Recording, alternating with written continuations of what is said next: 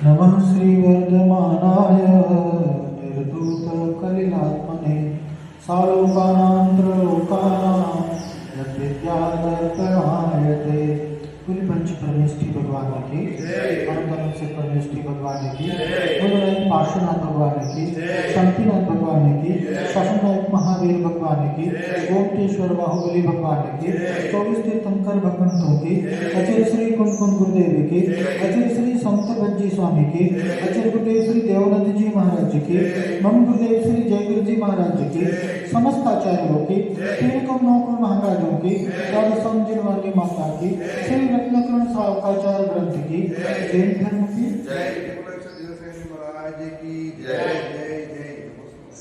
रत्नकरण सावकाचार्य ग्रंथ और उसमें सम्यक दर्शन अधिकार चल रहा है। सम्यक दर्शन के बारे में अपन ने जाना श्रद्धानां परमार्थानां महात्मानां तमोगतां श्रीमूलापूर्णमस्तानं सम्यक दर्शन वस्तु, यानी आप आगम और तपोवृत अर्थात गुरु का देव शास्त्र गुरु का श्रद्धान, सच्चे देव शास्त्र गुरु का श्रद्धान और श्रद्धान के साथ 8 अंगों से सहित निशंकित निकांक्षित आदि जो 8 अंगों को अपन ने देखा, 8 अंगों की क्या है, इसमें होना आवश्यक है। सम्यक दर्शन का शर्त है उनमें ये 8 अंग होना, सम्यक दर्शन में ये 8 अंग होना आवश्यक है। फिर दूसरा क्या, 3 मूर्ता से लोक मूर्ता, देव मूर्ता और गुरु मूर्ता। फिर तीसरी बात आती है कि 8 प्रकार के मदों से आज की चर्चा इसी पर है। गाथा नंबर 25 सभी उच्चारण करेंगे। ज्ञानम ज्ञानम ज्ञानम पूजा कुलम जाते, ज्ञानम पूजा कुलम जाते, ज्ञानम पूजा कुलम जातिं बलम रद्धिं बलम रद्धिं बलम रद्धिं तपो वपु तपो वपु तपो वपु ज्ञानम पूजा कुलम जातिं बलम रद्धिं तपो वपु ज्ञानम पूजा कुलम जातिं बलम रद्धिं तपो वपु ज्ञानम पूजा कुलम जातिं बलम रद्धिं तपो वपु।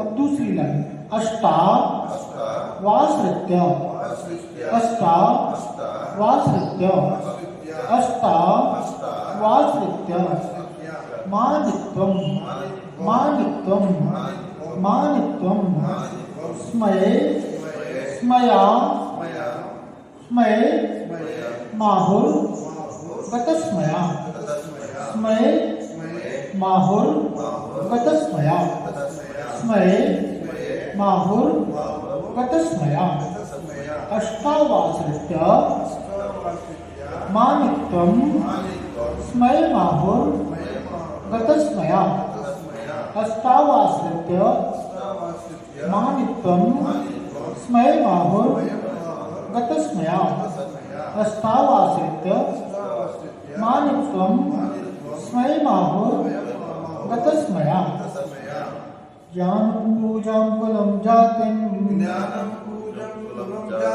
बलं रद्धिं तपो वपु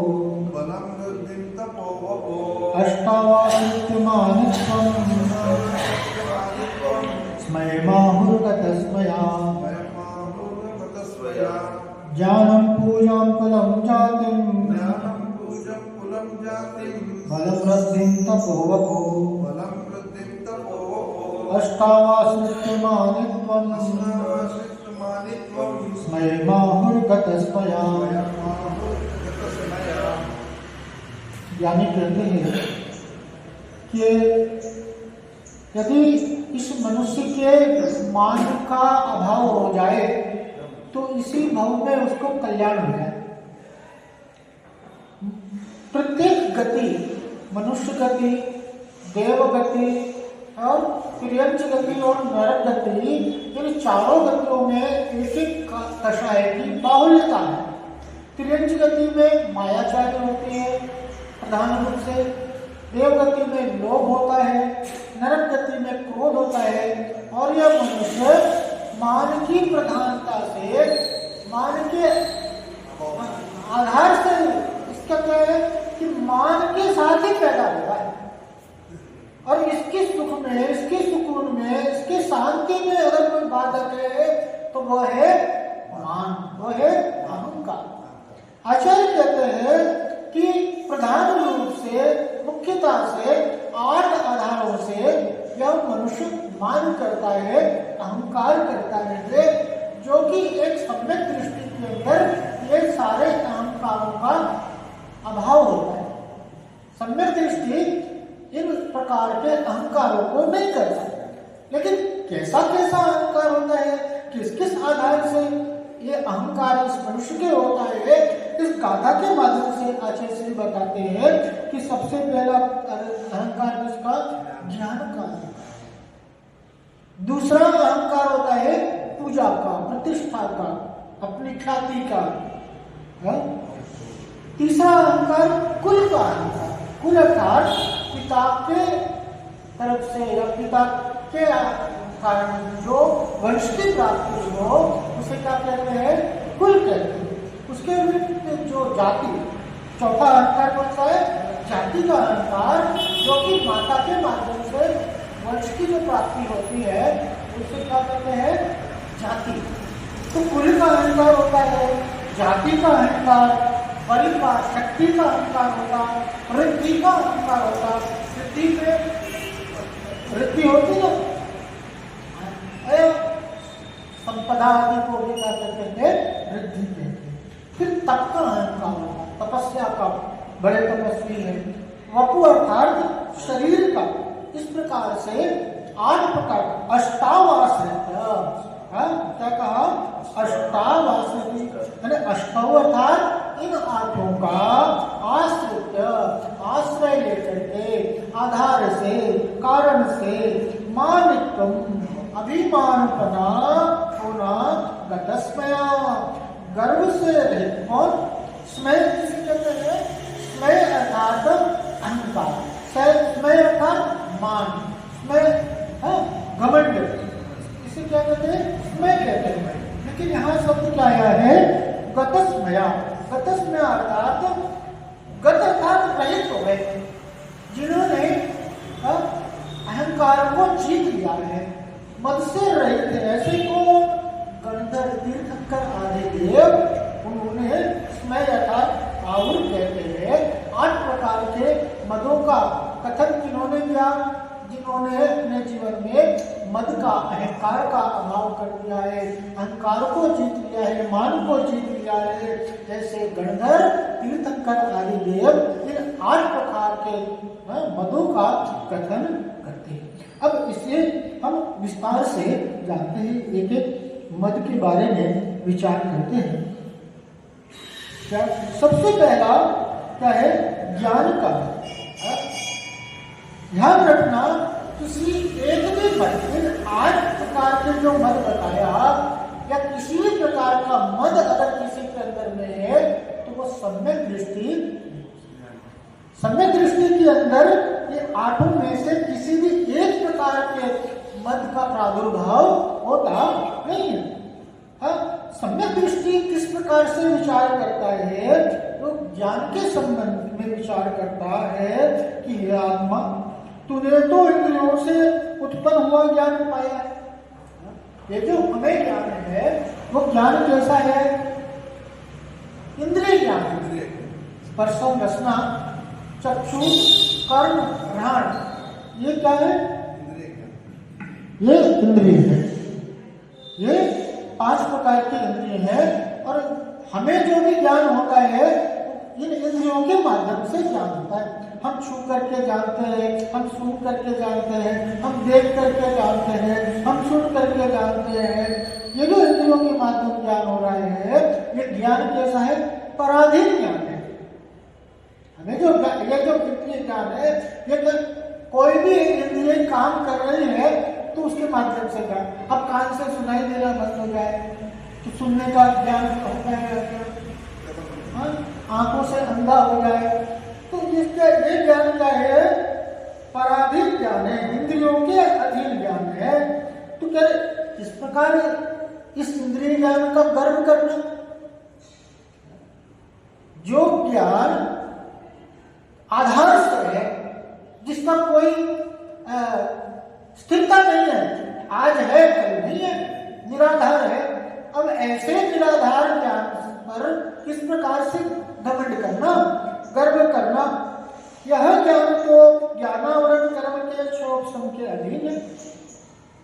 8 प्रकार के कर्म है ना, कि जैसा ज्ञान गुण है उसके ऊपर जो आवरण है, उस आवरण के आधार से कम ज्यादा ज्ञान होता है। किसी को कम ज्ञान है, किसी को ज्यादा ज्ञान है, शास्त्र ज्ञान आदि जो कुछ भी ज्ञान है वो सब क्या है? याददाश्त आदि जो भूल जाते हैं, याद करते हैं। ये सब किस कारण है? ज्ञानावरणीय कर्म का क्षोभ है। उसका जितना उघाड़ और ढकाव रहेगा उसके आधार से ये ज्ञान कम ज्यादा होता है। तो जो कर्म के अधीन है, ज्ञानावरणीय कर्म के अधीन है, कह रहे हैं कि उस पर अभिमान कैसा करना? क्योंकि यह क्या ज्ञान कैसा है? विनाशिक है, नष्ट हो जाने वाला है। अभी शरीर पर आधारित है, वात पित्त कफ है, रोग है, अब कौमा में चला जाएगा। अच्छा बढ़िया ज्ञान है, अभी क्या हो, ये ईद गिर जाए मेरे सर पर या किसी के भी सर पर, बहुत बढ़िया, उसको शास्त्रों का और आदि सभी विषयों का बहुत ज्ञान है। और क्या हुआ, रास्ते से जा रहा था, ऊपर से मकान का काम चल रहा था और एक ईंट आई और उसके सर पर गिर गई। अब क्या होगा? हॉस्पिटल में भर्ती। क्या पूछ रहे हैं? कौन हूं मैं, कहाँ हूं मैं, सब हूं।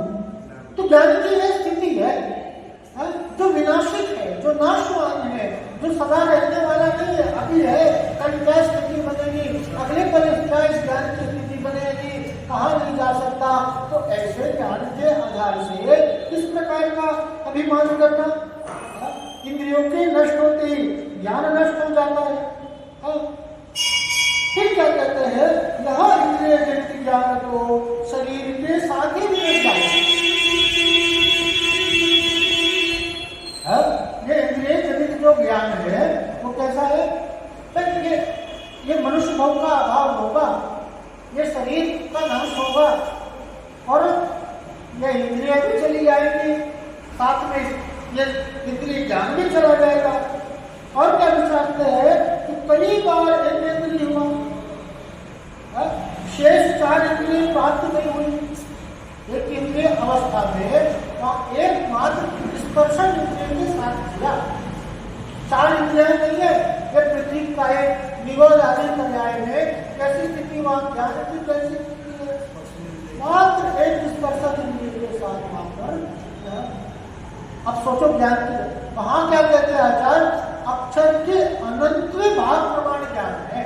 एक अक्षर का ज्ञान होता है ना हमें, क अक्षर, और उसका अनंतवां भाग कर दो, इतना मात्र ज्ञान है, बस एक इंद्रिय पर्याय। फिर आगे जाकर के 2 इंद्रिय, 3 इंद्रिय, 4 इंद्रिय हो गया, तो भी अपने क्रियंश प्रयाग करके फिर भी अपने हित के विवेक से रहे, मन के अभाव में। फिर क्या हुआ? संगी पंचेंद्रिय मनुष्य भी हो गया तो ज्ञान भी हो गया। मन समझ हो गई? मनुष्य जब मन सही सब कुछ पा गया तो भी वो ज्ञान कैसा ज्ञान है? किसी की ज्ञान लगता है चोरी आदि में, कोई व्यापार में, तो कुछ कंस्ट्रक्शन आदि में, कुछ साइंस आदि में। इस प्रकार का ज्ञान रहा जो कि मिथ्या ज्ञान, और वो उसकी संसार का ही कारण। अब ये मनुष्य भाव पाया है और ये जीव धर्म को पाया और ये शास्त्र आदि हमें मिल गए, ये साथ गुरु का शरण मिल गया, तो अब इस ज्ञान को किसमें लगाना? अपने कल्याण में लगाना। और भी विचार करो तो जिस तुच्छ ज्ञान के ऊपर अभिमान करता है, अरे वास्तविक में हमारा ज्ञान तो कैसा है? केवल ज्ञान स्वरूप है। सालोकानां त्रिलोकानां यद विद्या दर्पणाय। कैसा ज्ञान है?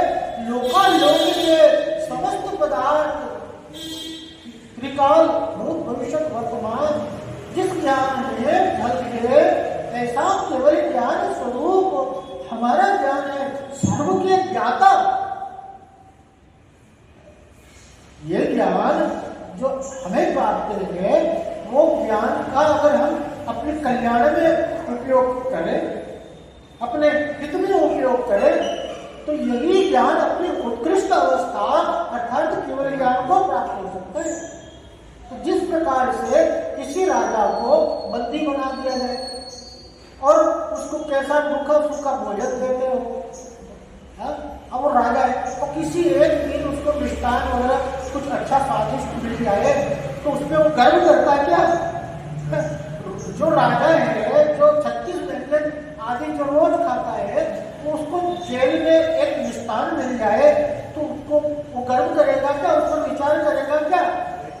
इसी प्रकार से जो ज्ञान केवल ज्ञान स्वरूप है, अनंत का ज्ञाता है, सर्व का ज्ञाता है, ऐसा ज्ञान इस सांसारिक ज्ञान से, इस थोड़े से शास्त्रों का ज्ञान हो जाने से किस प्रकार से उस ज्ञान का अभिमान करना, घमंड करना। और जिन शास्त्रों को हम पढ़ते हैं, क्या होता कि 2-4 शास्त्र पढ़ लेते हैं तो सीना पे ऐसे खुल जाता है। तो वो शास्त्रों को पढ़ करके या जो लौकिक ज्ञान को तुमने प्राप्त किया, तो वो भी तो किसी से प्राप्त किया, तुमने आचार्य से प्राप्त किया, अपने गुरु से प्राप्त किया। तो प्राप्त किया तो वो तुमसे बड़े हुए कि नहीं? उनका ज्ञान तुमसे ज्यादा है कि नहीं? जो प्राप्त किया हुआ है ज्ञान, जो किसी से पाया है, तो उस ज्ञान पर कैसा अभिमान करना। और जिन आचार्यों का शास्त्र पढ़ के, आचार्य श्री मानतुक स्वामी, आचार्य श्री समंत भक्त स्वामी, आचार्य श्री अक्लांत देव, आचार्य श्री कुंकुट स्वामी, ऐसे महान महान बड़े बड़े आचार्य विद्वान, जिनके ज्ञान के समान हमारा ज्ञान कैसा है? तो दीपक के समान नहीं है। सूर्य के सामने जिस प्रकार से दीपक का कोई स्थान नहीं है, उस प्रकार से हमारा ये शास्त्र ज्ञान कैसा है? उनके ज्ञान के सामने बड़ा तुच्छ है, बड़ा छोटा है। और वो शास्त्र हम पढ़ते हैं और ऐसा अहंकार हो गया, हमें समय सार का ज्ञान है, हमें धगला का ज्ञान है, हम कुलाचार आदि बड़े बड़े ग्रंथों का नाम लेते और अहंकार से लोगों को बताते। लेकिन विचार करो, जिन आचार्यों ने इन शास्त्रों की रचना करी, जिन आचार्यों ने इन शास्त्रों को लिखा, जिनके शास्त्र को तुम पढ़ करके अहंकार से ग्रसित हो रहे हो, वो आचार्य भी क्या कहते हैं? अपनी लघुता को प्रकट करते हैं कि मेरे द्वारा इस शास्त्र में कोई भी त्रुटि हो गई हो, कोई भी भूल रह गई हो, तो ज्ञानी जन इसे सुधार करके। आचार्य श्री मानतुक स्वामी भक्तामृत स्तोत्र में क्या कहते हैं? अल्प सुतम सुताम परिहास दाम। भगवान, क्या ऐसा मैं अल्प श्रुत हूँ, अल्प ज्ञानी हूँ, मुझ में ये समर्थ नहीं कि मैं आपके गुणों का मैं इनका वर्णन करूं। ऐसे बड़े बड़े आचार्य जो कि अपनी लघुता को व्यक्त करते हैं, हमें उनसे शिक्षा लेनी चाहिए। हम उनके शास्त्र को पढ़ करके ये ज्ञान पर किस प्रकार से अहंकार करना, इस प्रकार से जो ज्ञान जैसा है क्षणिक है, विनाशिक है, नाशवान है, किसी के आधार से है, सम्यक दृष्टि जी वैसा विचार करके अपनी ज्ञान का अहंकार नहीं करता है। दूसरा मत कौन सा मत है? पूजा का मत, ख्याति का मत, प्रतिष्ठा का मत, ऐश्वर्य का मत। सम्यक दृष्टि इस प्रकार के मदों को नहीं करता, अपनी पूजा, अपनी ख्याति, अपने ऐश्वर्य का मद नहीं करता। ये राज्य ऐश्वर्य आत्मा का स्वभाव नहीं है। ये जो ऐश्वर्य है, ये जो राज्य है, ये जो संपदा है, ये जो पद है, ये जो प्रतिष्ठा है, ये आत्मा का स्वभाव नहीं है। और जो स्वभाव नहीं है वह सब क्या है? अस्थायी है, कर्मों का किया हुआ है, कर्म के फलस्वरूप प्राप्त हुआ है। अच्छा कार्य किया, अच्छा कर्म का उदय था, सत्कर्म का, पुण्य कर्म का उदय था, तो ये सब कुछ पद प्रतिष्ठा ऐश्वर्य संपदा आदि सब कुछ प्राप्त हो गई। लेकिन कैसा है, विनाशिक है, कर्मों के अधीन है, बड़े बड़े पद पर, बड़े बड़े संपत्ति वाले, बड़े बड़े ऐश्वर्य वाले, क्या होता है, एक सेकंड में, एक पल में धराशायी हो जाते हैं। कर्म का उदय है, पुण्य कर्म का उदय है, तो जगत के शिखर पर विराजमान होते, लोगों में प्रतिष्ठा मान पाते, लेकिन वही कर्म छीन हो जाता है, ये सब क्या हो जाता है, पद प्रतिष्ठा ऐश्वर्य सब कुछ नष्ट हो जाता है, विनाशिक है, पराधीन है, दुर्गति का कारण है। ऐसे पद प्रतिष्ठा संपत्ति का अभिमान अहंकार करके क्या होने वाला है, अहंकारी व्यक्ति क्या स्वर्ग में जाएगा, उच्च गति को प्राप्त होगा, अहंकार का कारण पकड़ने तो नीच गति दुर्गति को प्राप्त होगा। अहंकार में अहम करोगे कि अहंकार, जहां पर अपना अपना अपना तो सामने वाले को कुछ नहीं समझे, दूसरे का तिरस्कार करना, दूसरे का अपमान करना, ये किसका कार्य है, अहंकार। और जो दूसरे का तिरस्कार करता है, अपने को सर्वश्रेष्ठ मानता है, वो अहंकारी कभी सदगति को प्राप्त नहीं होगा। मेरा ऐश्वर्य तो अनंत चतुष्ट अच्छे अविनाशी अखंड सुख में है, अनंत ज्ञान दर्शन में है, अनंत शक्ति रूप में, वास्तविक संपदा, वास्तविक ऐश्वर्य क्या है मेरा, संपत्ति वास्तविक क्या है, अनंत दर्शन, अनंत ज्ञान, अनंत सुख, अनंत वीर। ऐसी संपदा से जो संपन्न है वह इस सांसारिक, इस कर्मों के अधीन विनाशिक ऐश्वर्य पर, संपदा पर किस प्रकार से अहंकार करेगा। यह कर्मकृत महाउपाधि आत्मा को क्लेशित करके दुर्गति में पहुंचा है। ये सब क्या है, ये कर्मकृत है और क्या है, क्लेश का कारण है, कसाय का कारण है। अपने आत्मा के गुणों को, हमारे आत्मिक शांति सुख को हमारे से अलग करके और हमें कहाँ पहुंचाने वाला है, दुर्गति में पहुंचाने वाला है। स्वरूप को भुलाने वाला ऐश्वर्य आत्मा का स्वरूप।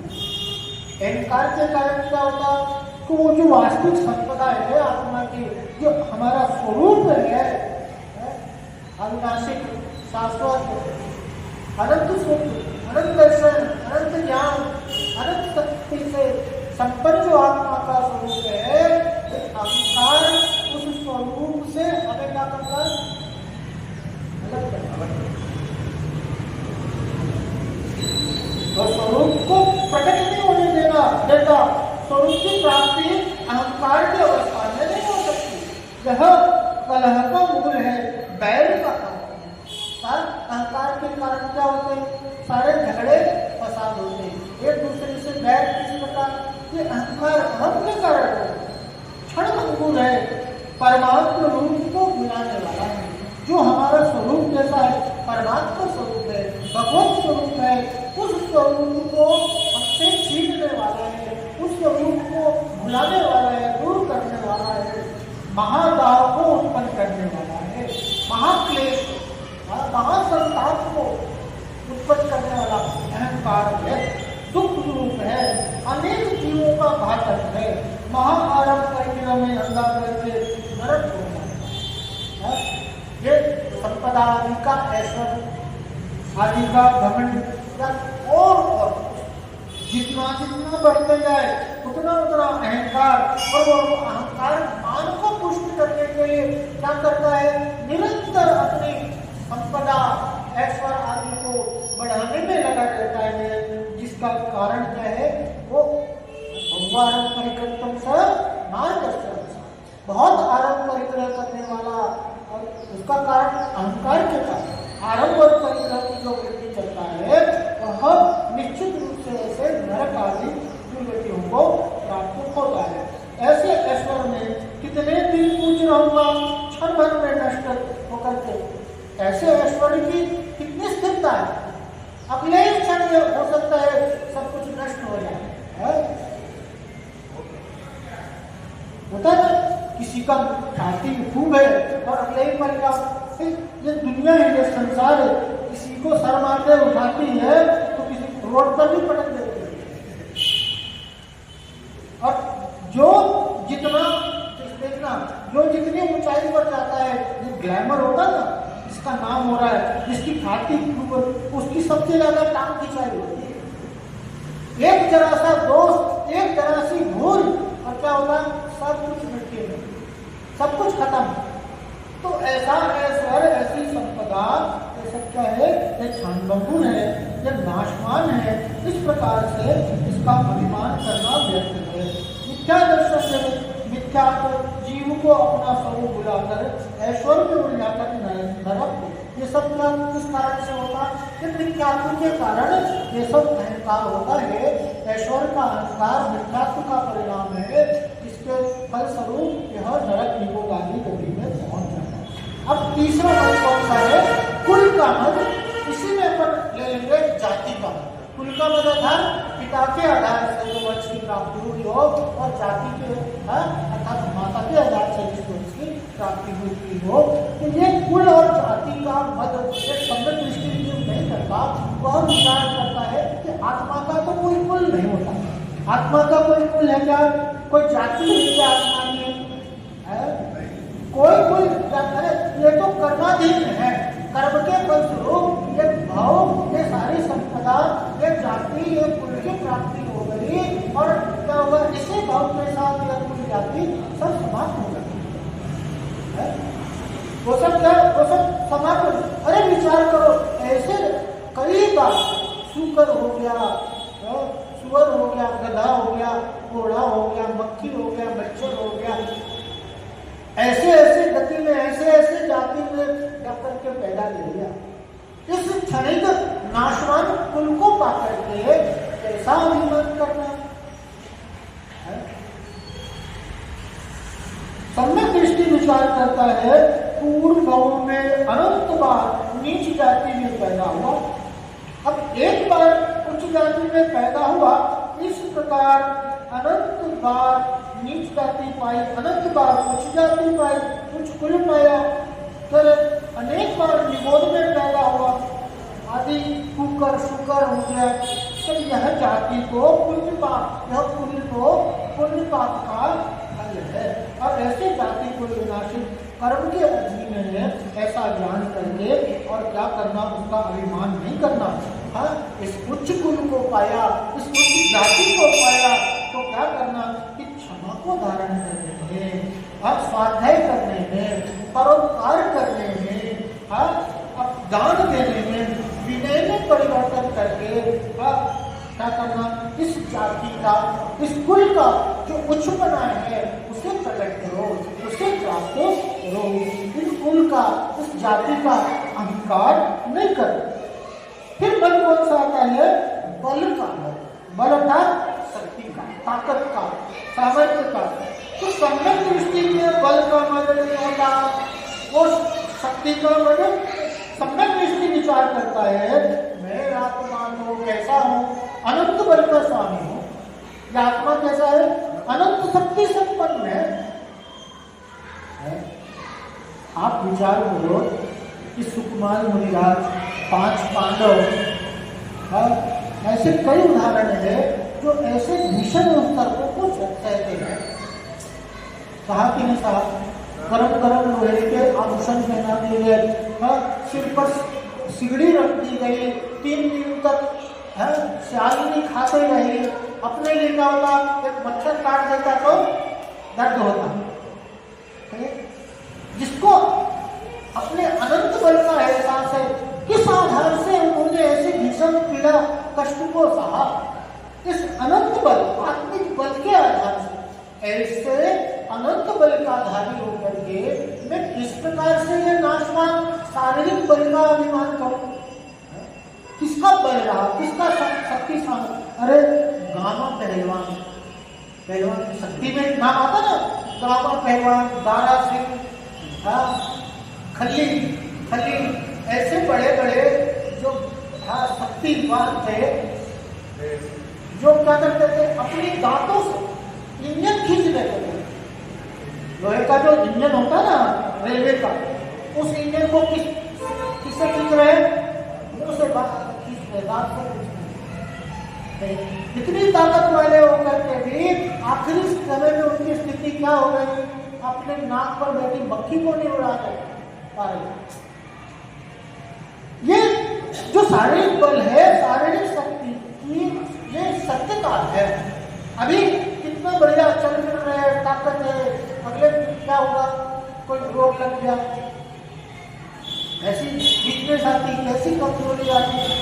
तो इस प्रकार से इस बल का, इस शक्ति का, इस सामर्थ्य का अभिमान करना जो आहार आदि के वीर अंतराय कर्म के आश्रय से हमें वीर अंतराय अनंत शक्ति, जो वीर अंतराय रूप जो कर्म है उसके अवसर से कब ज्यादा शक्ति है, भोजन आदि के बल से प्राप्त होती है। एक दिन उपवास करके देख लो कैसे पढ़ रूम में कैसे पढ़ते व्यायाम। तो ये इस प्रकार से इस शक्ति का वध करना भी चाहे। फिर अगला पद आता है वृद्धि का वध।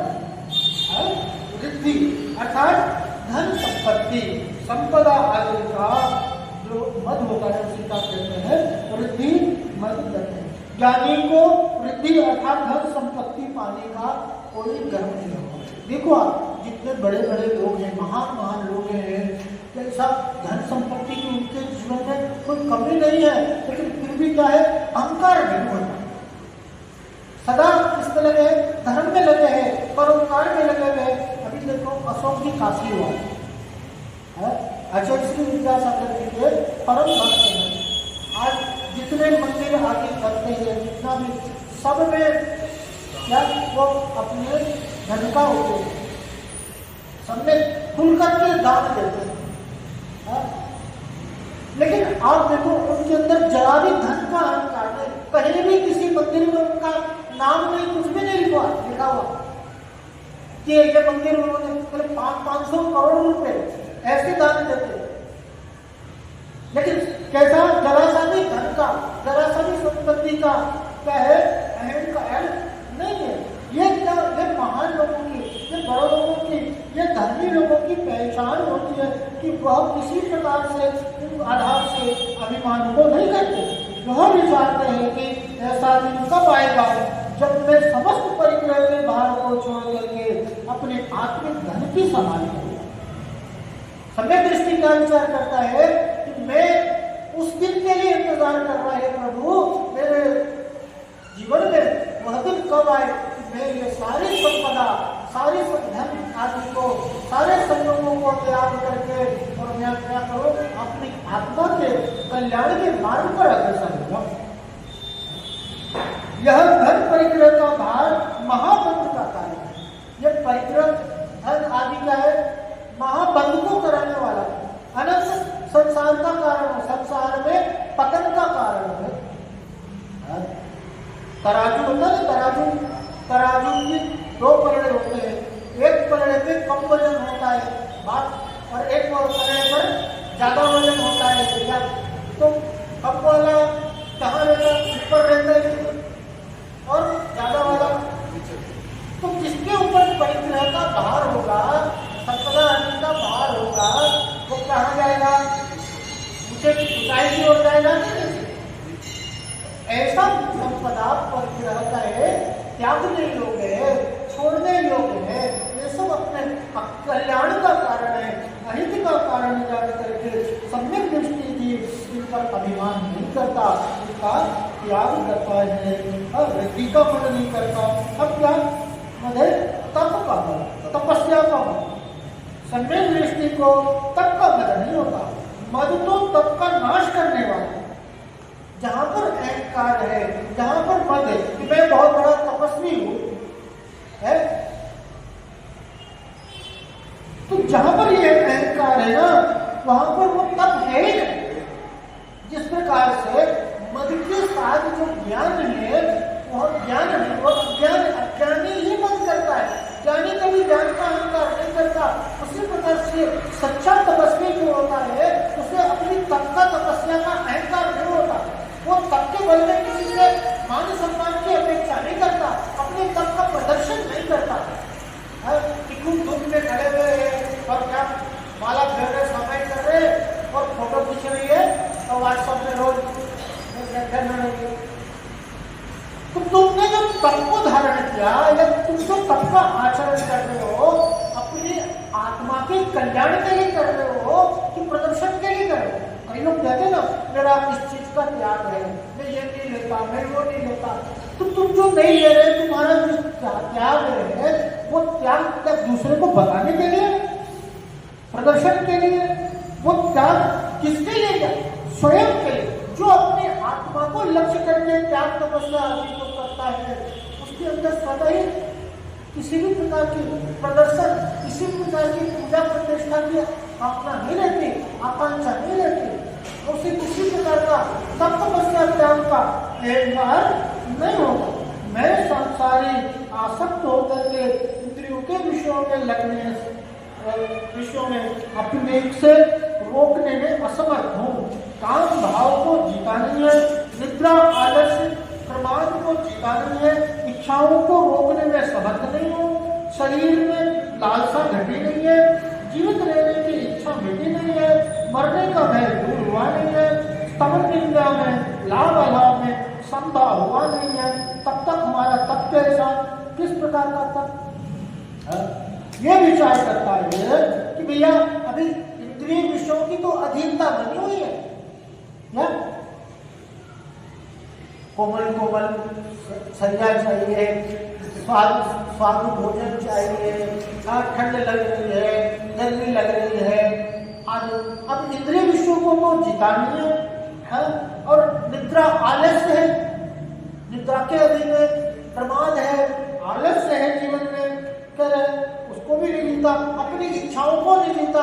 अभी ये मानो वो मानो, इच्छा लगी अभी लोग बसाया गया नहीं है, कर अभी शरीर की लालसा, शरीर में भी अच्छा है, अपनत्व की बुद्धि है, शारीरिक सुख में इच्छा लगी हुई है, कामना लगी हुई है, मृत्यु से भय लगता है, जिजीविषा गई नहीं है, जीने की तमन्ना गई नहीं है, मरने से भय लगता है। कोई स्तुति कर दे तो बड़ा प्रसन्न हो जाते हैं, कोई प्रशंसा कर दे तो बड़े खुश हो जाते हैं, और कोई निंदा कर दे, कोई बुराई कर दे तो दुखी हो जाते हैं। तो स्तुति निंदा को भी नहीं जीता, उसे भी नहीं जीता। लाभ अलाभ में हर्ष साथ होता है, खूब फायदा हो जाए तो खूब खुशी होती है, नुकसान हो जाए तो दुख होता है, कष्ट होता है, तकलीफ होती है। इन सब अवस्थाओं में, सुख में, दुख में, लाभ में, अलाभ में, जीवन में, मरण में, इन सब में सामान्य समता का भाव जब तक नहीं आता है तब तक तक नहीं। समता भाव का नाम है तप। जहां पर सुख दुख अच्छे बुरे की कामना से जो रहित भाव है, जो सुख दुख से रहित संभाव है, वही तप का परिणाम है। खूब रस का त्याग हो, रस का त्याग हो, धूप आदि में तपस्या कर रहे हैं, लेकिन अंदर में कषाय है, क्रोधादि कषाय है, मान आदि कषाय है, लोभ लगा हुआ है, तो वहां पर तप नहीं है। ऐसे बाह्य तप का, बाह्य आचरण का अहंकार करना व्यर्थ है। तो यहाँ जिसे कर्म शत्रुओं के उदय से जीत कर शुद्धात्मा में लीन हो जाए, ऐसे समता भाव को प्राप्त कर ले तो क्या हो कि जो कर्म उदय को जीत करके, कर्मों को जीत करके और अपने शुद्ध स्वभाव के स्वरूप है, उसमें स्वरूप में लीन होना ही क्या है? स्वरूप की स्थिरता का नाम है तप है। इस प्रकार से विचार करके सम्यक दृष्टि को तप का किसी प्रकार से अहंकार मद नहीं होता। अब आखिरी मद है कौन सा? रूप का रूप। ये शरीर बाह्य रूप दिख रहा है ना, तो उसे अपने रूप जान करके क्या दृष्टि का शरीर रूप तन उपजन अपनी उपज जान तन नशतात्मो नाशमान। तन की उत्पत्ति में शरीर रूप ही जो अपने आप को मानता है वो कौन है? मिथ्या दृष्टि। और यही मिथ्या दृष्टि अज्ञानी जीव को क्या होता? अपने रूप का, अपने सौंदर्य का अभिमान है। आचार्य कहते हैं आत्मा अर्थात तुम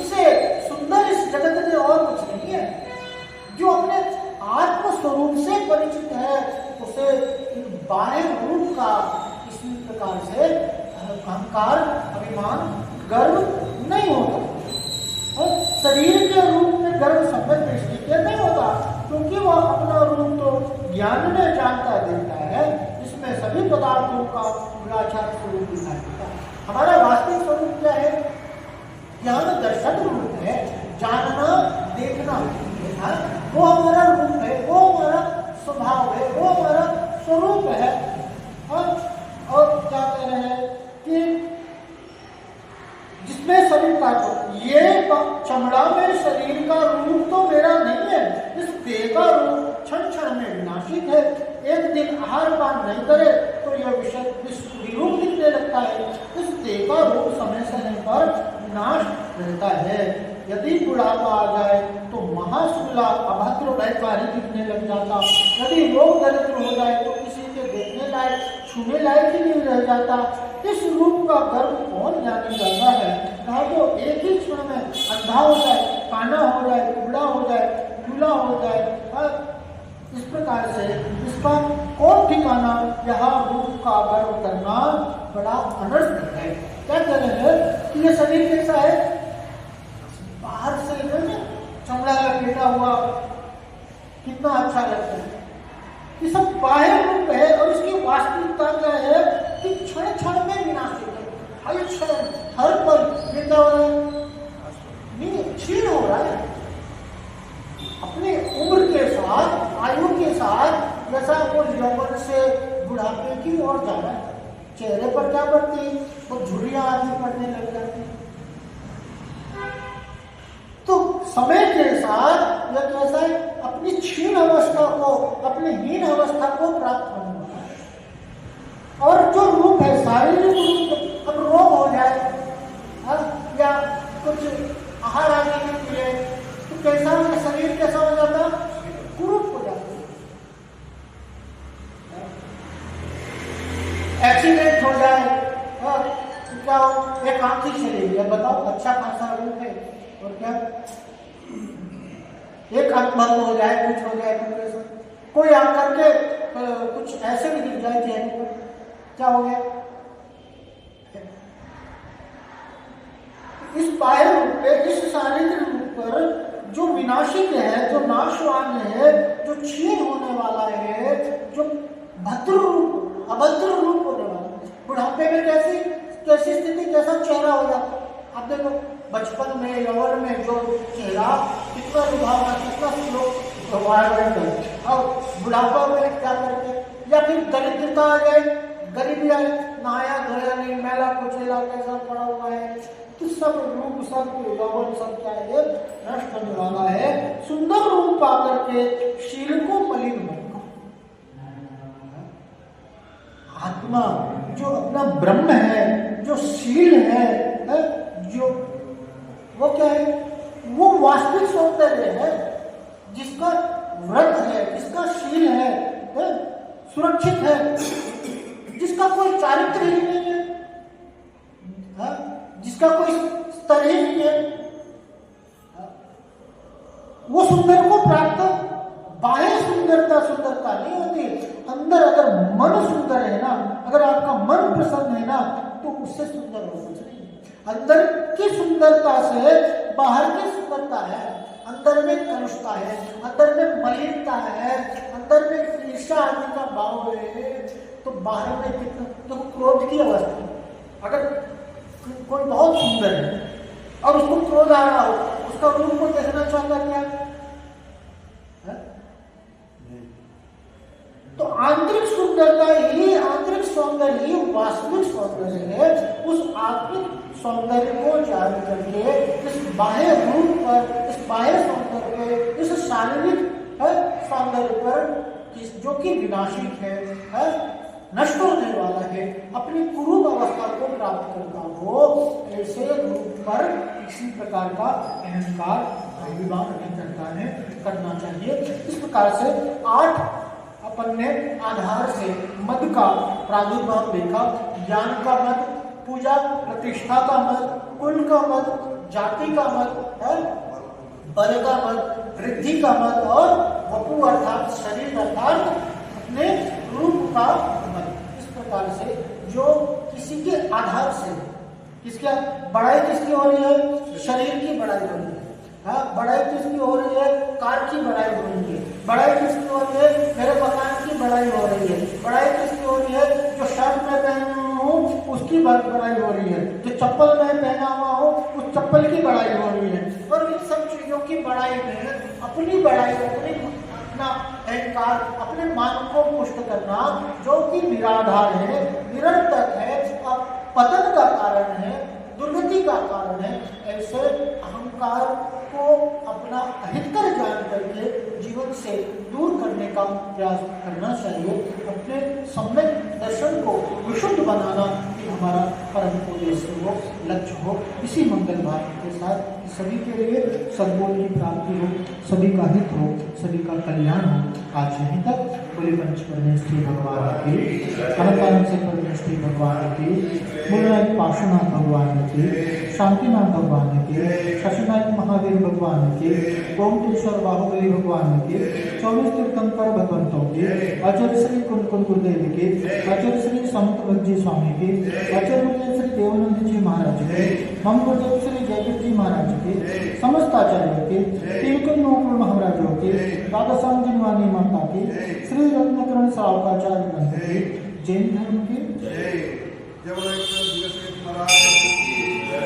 जवानी के ज्ञान के सूझे लो कालो, सोवाने मस्तक नमो सदा दे तुमो। वाणी भारती तो ही दिन रहे, जो तेरो शरणागत सो पावे